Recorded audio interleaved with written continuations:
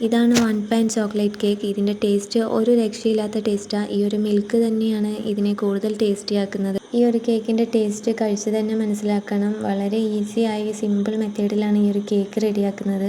ഈ ഒരു കേക്ക് റെഡിയാക്കാൻ ഒരു പാൻ മതി. ഞാനിവിടെ ഫ്രൈ പാൻ എടുത്തിട്ടുണ്ട്. അതിലേക്ക് 1 കപ്പ് മൈദ ചേർത്ത് കൊടുക്കുക. കൂടെ 1/4 കപ്പ് പൊടിച്ച പഞ്ചസാര, 2 tablespoon cocoa powder, 1 teaspoon baking powder, 1/4 teaspoon baking soda. ഇതെല്ലാം വിസ്കോ സ്പൂണോ വെച്ച് നല്ലതുപോലെ മിക്സ് ചെയ്തെടുക്കുക. ഈ ഒരു കേക്കിൻ്റെ പ്രത്യേകത അധികം മെത്തേഡൊന്നും ഫോളോ ചെയ്യേണ്ട എന്നുള്ളത് തന്നെയാണ്. ഇനി ഫ്ലോർ മിക്സിയിലേക്ക് മുട്ട ചേർത്ത് കൊടുക്കുക. 1/4 ടീസ്പൂൺ വാനില എസൻസും കൂടെ 2 ടേബിൾ സ്പൂൺ ഓയിലോ ബട്ടറോ നെയ്യോ ചേർത്ത് കൊടുക്കുക. ഞാനിവിടെ 2 ടേബിൾ സ്പൂൺ ഓയിലാണ് എടുത്തിട്ടുള്ളത്. ഈ വെറ്റ് ഇൻഗ്രീഡിയൻസ് മാത്രം നല്ലതുപോലെ ഒന്ന് മിക്സ് ചെയ്തെടുക്കുക. ഓയിലും എഗ്ഗും എസൻസും എല്ലാം നല്ലതുപോലെ മിക്സ് ആയാൽ നല്ല ഫ്ലേവർ കിട്ടും. ഇതിൻ്റെ കൂടെ തന്നെ ഒരു 1/4 കപ്പ് പാല് കൂടെ എടുത്തിട്ടുണ്ട്. ഇത്രയും ഈ ഒരു ബാറ്ററിലേക്ക് ആവശ്യമുണ്ട്.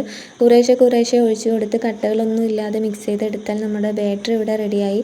അധികം പാത്രങ്ങളൊന്നും എടുക്കേണ്ട ആവശ്യമില്ല. ഒരു പാനിൽ തന്നെ എല്ലാം മിക്സ് ചെയ്ത് റെഡിയാക്കി എടുക്കാൻ പറ്റും. ഈ ഒരു കേക്കിന് ഇത്രയും മാത്രമേ ഉള്ളൂ പണി. വളരെ പെട്ടെന്ന് തന്നെ റെഡിയാക്കി എടുക്കാൻ പറ്റിയ ഒരു ഐറ്റമാണിത്. ഇനി പാനിൻ്റെ സൈഡ് ഒന്ന് ക്ലിയർ ചെയ്തെടുക്കാം. നല്ല സ്മൂത്ത് ആയിട്ടുള്ള ഒരു ബാറ്റർ തന്നെയാണിത്.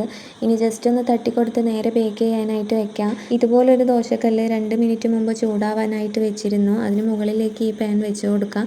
15 to 20 minute low to medium ഫ്ലെയിമിൽ ബേക്ക് ചെയ്തെടുക്കാം. ഫ്ലെയിമിൽ ചിലപ്പോൾ മാറ്റം ഉണ്ടാവും. ഇതിപ്പോൾ എനിക്ക് 15 മിനിറ്റിൽ ബേക്കായി കിട്ടി. ഒരു ഫോർക്ക് ഉപയോഗിച്ച് കുത്തി നോക്കുക. ക്ലിയർ ആയി വന്നാൽ ഫ്ലെയിം ഓഫ് ചെയ്ത് പാൻ മാറ്റി വെക്കാം. മുകൾ ഭാഗം ഒന്നും ഒട്ടും ഒട്ടിപ്പിടിക്കാതെ അടിപൊളിയായിട്ട് തന്നെ ബേക്കായി കിട്ടിയിട്ടുണ്ട്. പാൻ വെച്ചത് ചരിഞ്ഞത് കൊണ്ടാണ് ഇതിൻ്റെ ഒരു ഭാഗം മാത്രം ഇങ്ങനെ പൊങ്ങി നിൽക്കുന്നത്. അത് കുഴപ്പമില്ല.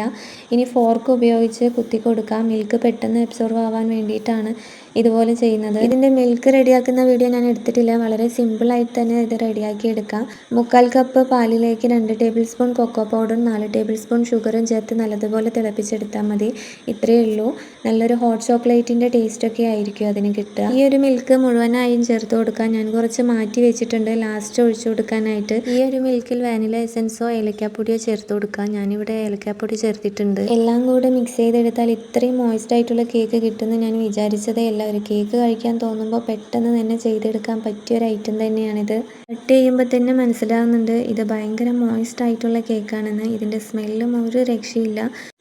ഇത് കണ്ടോ എത്രത്തോളം കറക്റ്റായിട്ടാണ് കിട്ടിയിട്ടുള്ളതെന്ന്. അടിപൊളിയായി തന്നെ കിട്ടിയിട്ടുണ്ട്. ഇതൊരു പ്ലേറ്റിലേക്ക് മാറ്റി കൊടുക്കാം.